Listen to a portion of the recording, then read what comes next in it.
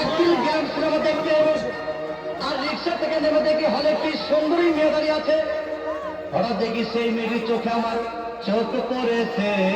হবে নাকি আর কন্ডিশন দাঁড়িয়েছে, মোড়ে একটা হসনা দাঁড়িয়েছে। হবে নাকি আর কন্ডিশন দাঁড়িয়েছে।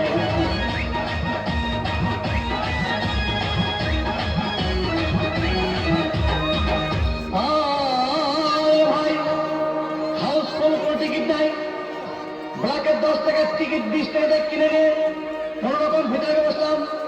হঠাৎ দেখি পাশে চেয়ারে সেই মেয়েটি আমার পাশেই বসেছে।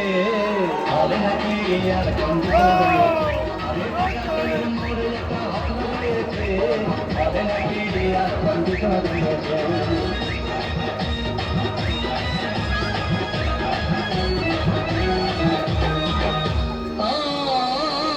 ভাই সিনেমা হয়ে গেল। রাজ্জাক সাবানা যখন প্রেমে হাবুডুবু খাচ্ছিল তখন আমার বুকের ভিতর ধূপধাপ শুরু হয়ে গেল। আমি যদি প্রেম করতে পারতাম